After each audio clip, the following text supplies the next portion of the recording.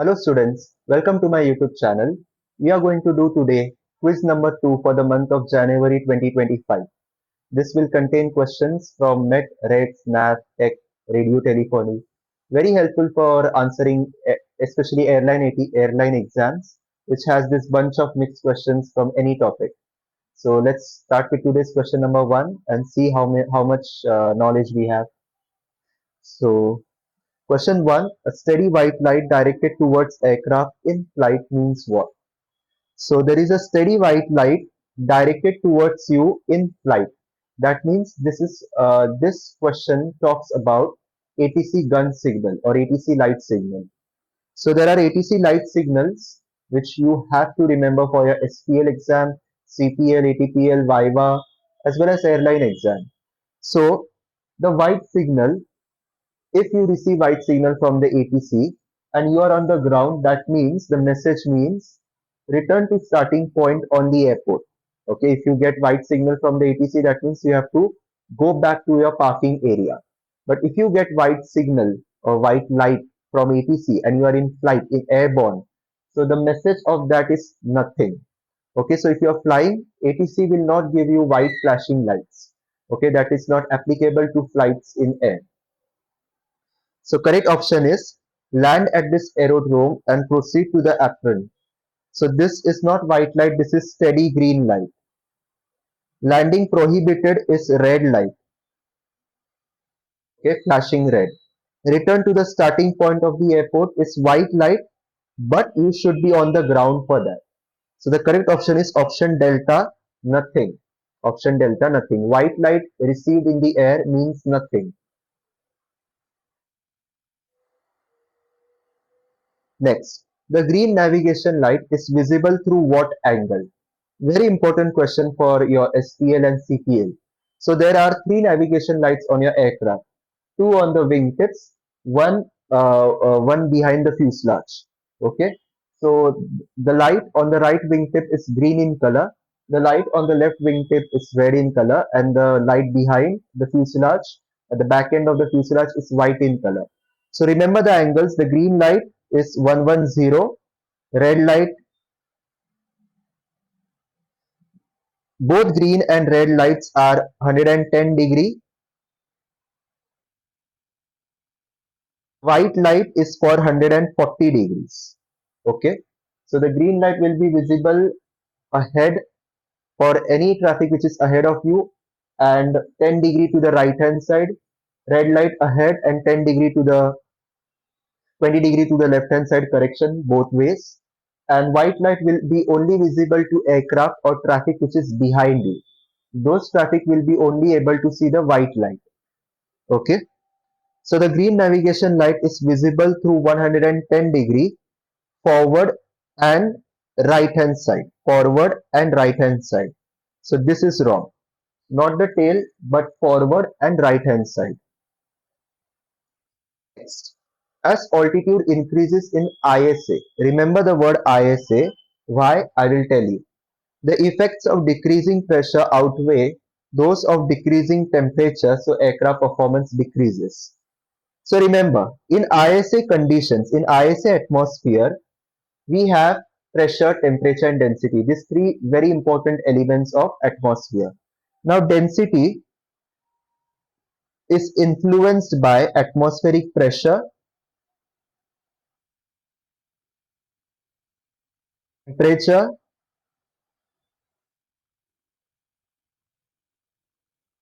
and humidity. For the purpose of this discussion, let's focus our attention to pressure and temperature only alone. Now, what happens when temperature increases? Density decreases. When temperature becomes warmer than ISA, density of air will decrease. When temperature becomes colder than ISA, the density of air will increase. Okay, remember that. Now pressure. When atmospheric pressure increases, density of air will also increase. When atmospheric pressure decreases, density of air will also decrease. Now your aircraft performance is directly proportional. Aircraft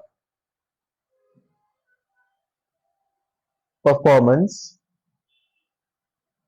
is directly proportional to density of air. So a high density air means very thick air, low density air means very thin air. So the air that flows through the engines will determine how well or how efficiently the fuel air mixture is burned, how nicely the power is generated, etc. So aircraft performance is directly proportional to the density of air. Okay, so high density air means very good performance, low density air means poor performance. Now in ISA atmosphere, this is your ground, and when you take off from ground, okay, when you take off from the ground and go to higher levels in the atmosphere, what happens? When you go to higher levels in the atmosphere, what happens? The atmospheric pressure atmospheric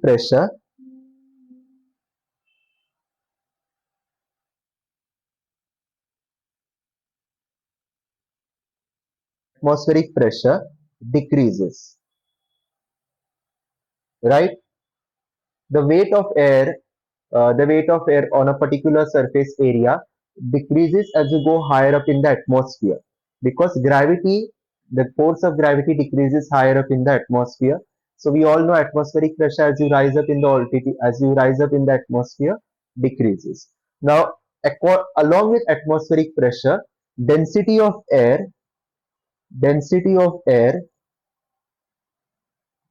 also decreases.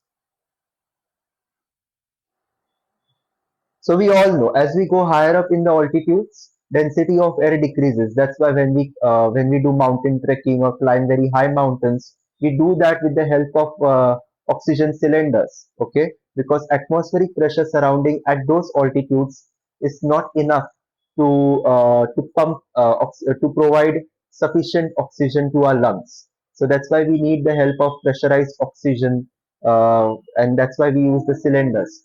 Even when we are flying higher up in altitudes, we have cabin pressurization, because as we go higher up in the atmosphere, the pressure decreases. Okay, we don't have very sufficiently pressurized air to pump oxygen in our lungs, and therefore, if pressure decreases, oxygen content reaching our lungs will also decrease. The oxygen will not reach our lungs at sufficient pressure.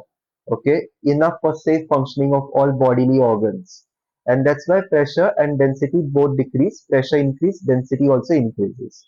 But now on the other hand, we also talked about if temperature decreases, density increases. So over here, when we go higher up in the atmosphere, what happens to our temperature? The temperature lapse rate, the temperature lapse rate, we all know, is 2 degrees Celsius per 1,000 feet. That means as we go up in the atmosphere, temperature decreases, temperature decreases at 2 degrees Celsius every 1,000 feet. So as we go higher and higher up in the atmosphere, temperature will become colder and colder. Now cold temperatures, that is when temperatures decrease, what happens to density? Density should increase. The density of air should increase. It should become thicker and thicker. So now we have here two opposite things happening at the same time. Higher up in the atmosphere, temperature decreases, becomes cold. As we go higher up in the atmosphere, what happens to atmospheric pressure? It decreases. Okay, so with temperature decreasing, density is increasing. With pressure decreasing, density is decreasing. So out of pressure and temperature, which of these will ultimately control the quantity of density? If pressure controls density, then density will also decrease with pressure. If temperature controls density, so if temperature decreases, density will increase. So out of these two, pressure, atmospheric pressure is the dominating factor. Atmospheric pressure is the dominating factor. Therefore, as we go higher up in the atmosphere, density of air decreases because atmospheric pressure decreases. Okay, it doesn't happen that as we go higher up in the atmosphere, density is increasing because temperature is decreasing. Why? Because out of pressure and temperature, pressure is the controlling factor or the influential factor in controlling your density or modifying your density. So the correct option will be the effects of decreasing pressure outweigh those of decreasing pressure. Temperature correction, yes. The effects of decreasing temperature outweigh pressure, that is wrong. The effects of decreasing density outweigh decreasing pressure, that is also wrong. The effects of increasing task to gas ratio, this option is irrelevant. So correct option is option A. Decreasing pressure will outweigh decreasing temperature.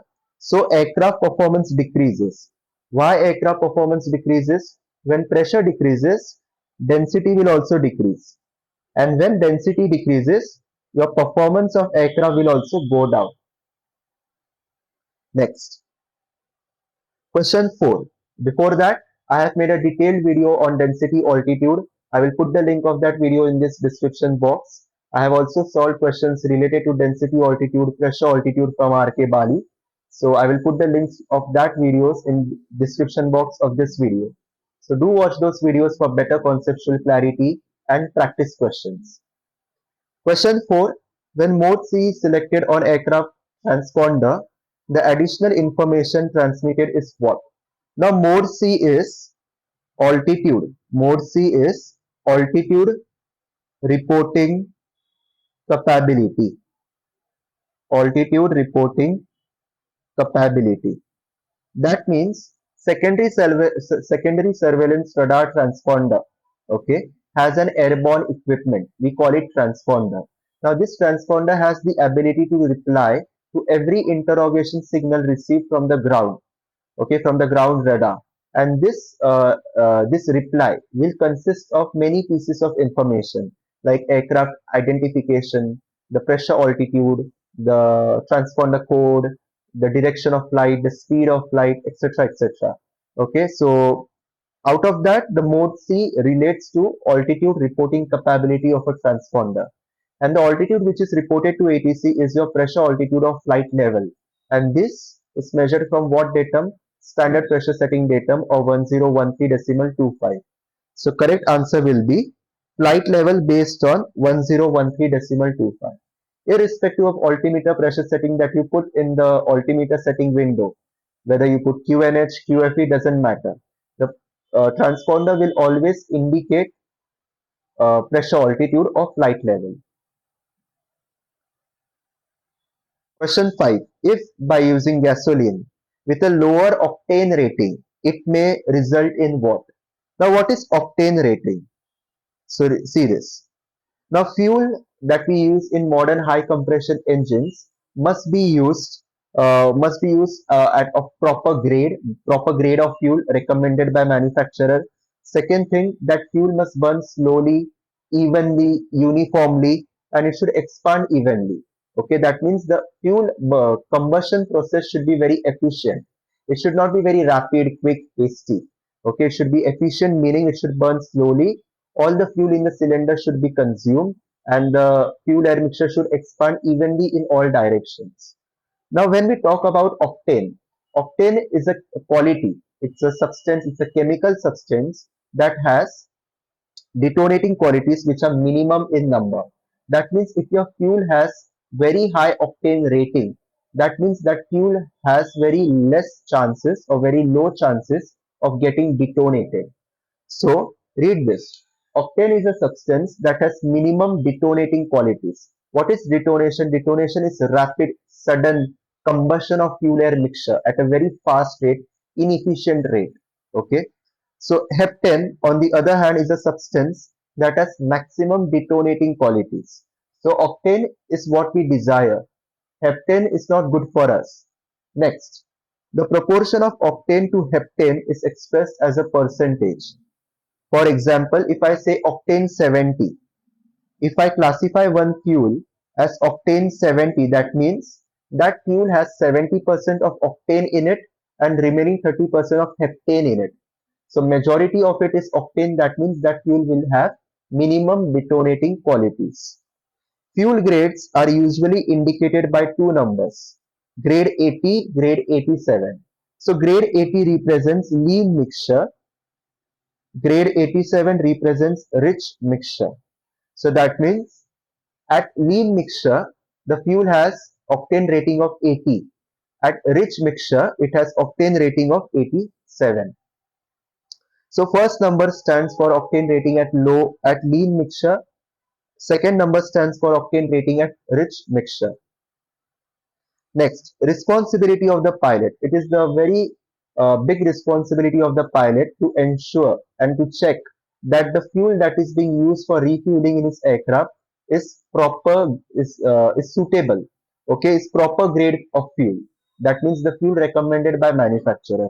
If manufacturer clearly states that your aircraft should consume gasoline, then you can't be putting jet A kerosene in your fuel tanks. Okay, the engine may rough briefly. If you use any other fuel other than recommended by the manufacturer, your engine will work fine for some time.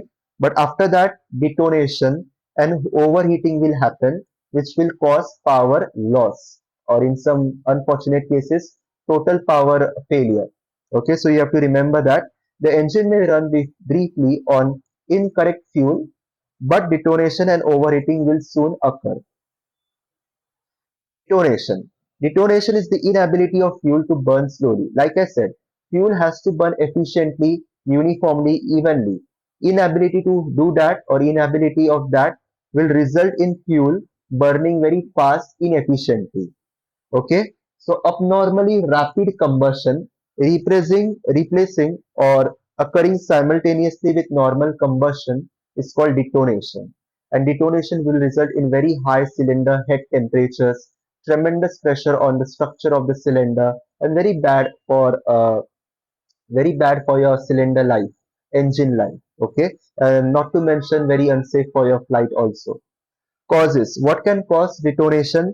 Incorrect fuel grade, overheating. Now, what flight conditions can result in overheating of cylinder temperatures? If you are climbing out of a very high density altitude airport, uh, if the temperatures are very hot on a hot summer day, if you are climbing at a very steep climb angle for a very long duration of time correction, so these cases can result in little airflow passing over the cylinder head temperature, and therefore less cooling and high temperatures of the cylinders. And then last is lean mixture. Lean mixture means the amount of fuel compared to the air is very little. Now, fuel has two important functions, that is to provide power so that engines keep working, and second function of fuel is to cool the cylinder. Just like oil, fuel also does the job of cooling the cylinder.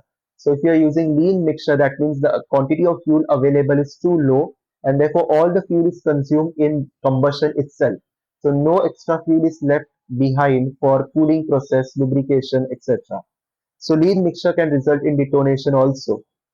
Remedy: mixture control fuel rich. So like I said, lean mixture is very little fuel. Rich mixture is maximum amount of fuel available. So some part of that amount of fuel can be used for combustion. Remaining can cool down the engine temperature, cylinder head temperature. So use a rich mixture, cool the engine. Reduce power as much as possible. Okay, don't stress your engine too much, because in detonation, already your engine temperatures are too high, very hot, pressures exerted on them is excessive.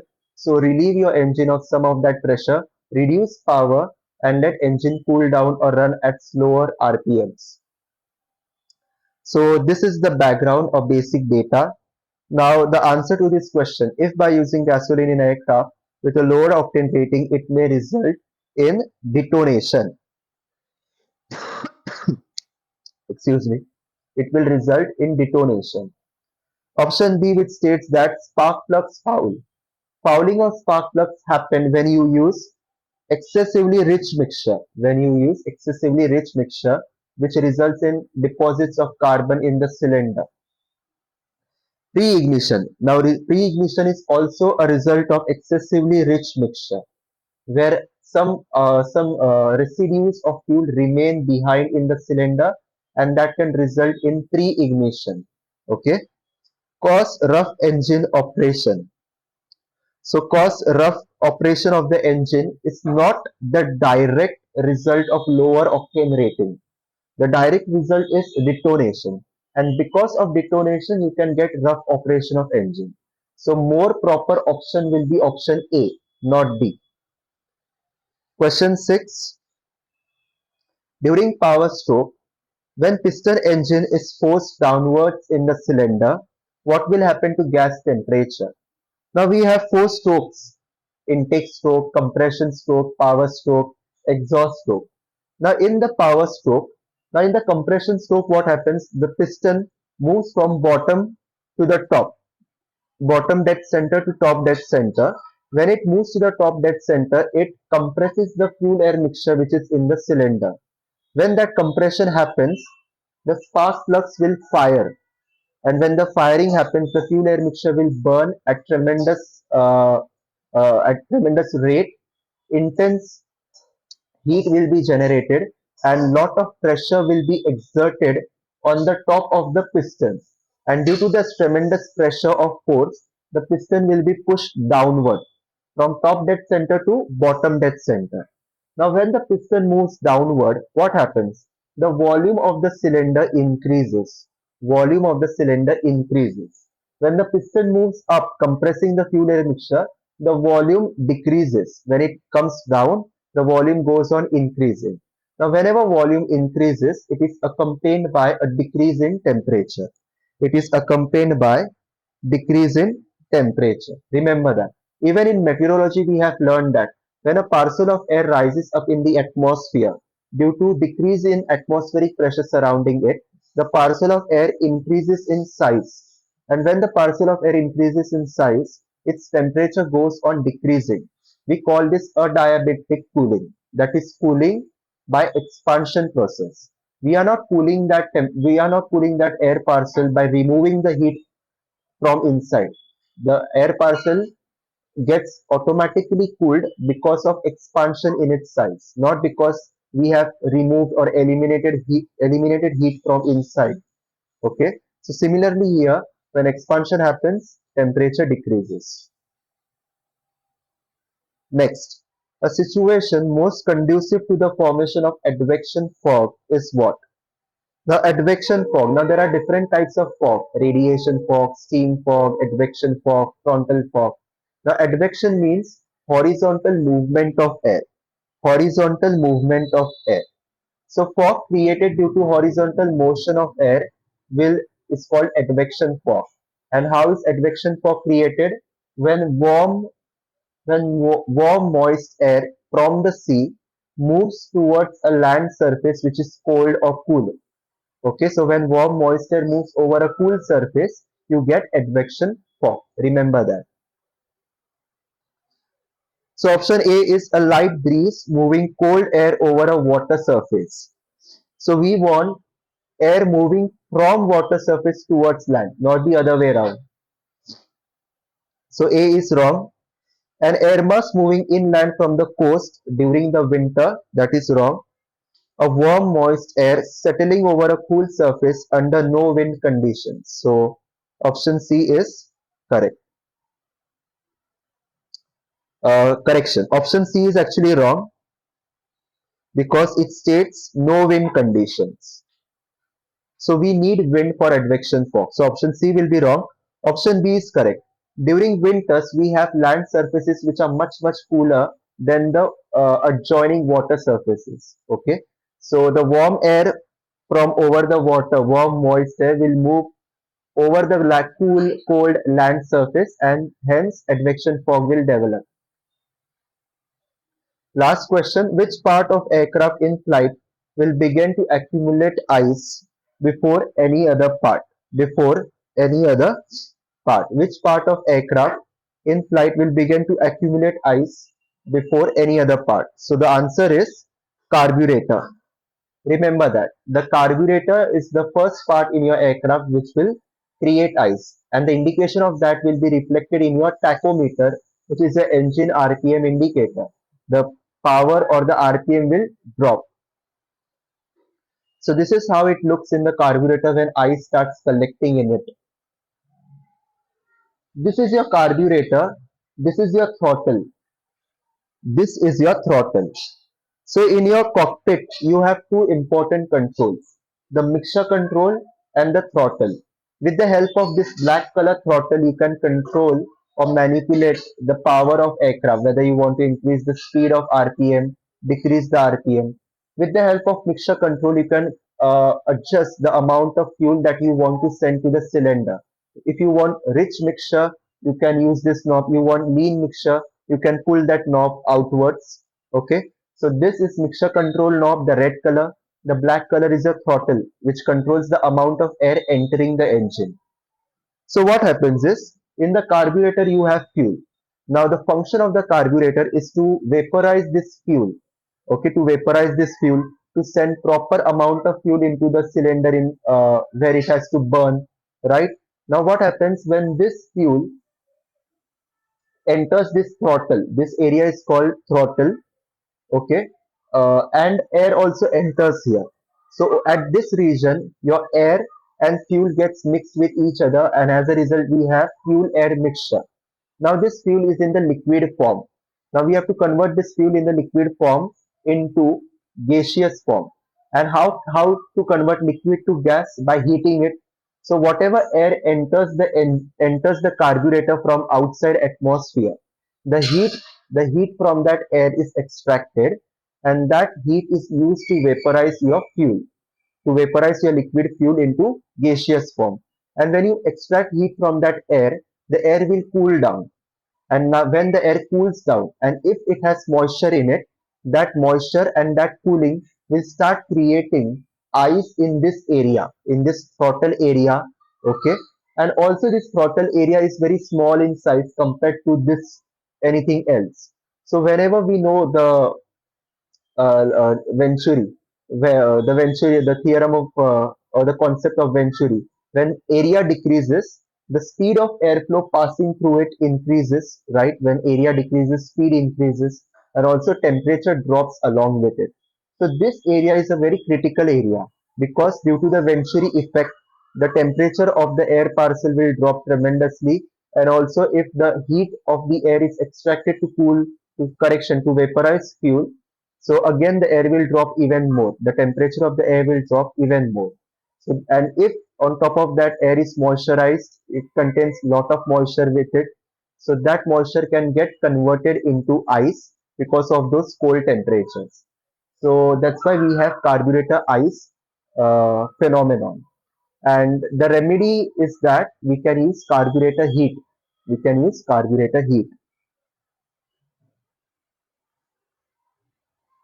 So the correct option here will be the carburetor. Remember that. The carburetor is the first thing in flight which can start accumulating ice. So with this question, we come to the end of this lecture. I hope you have understood all the 8 questions, the solutions, explanations. If you have any comments, any doubts, questions, let me know that. I hope you have also learned something new today. That is the end purpose of every lecture that I do. If you have liked this lecture, hit the like button, subscribe to this channel, and share this video with all your friends. Thank you. All the best.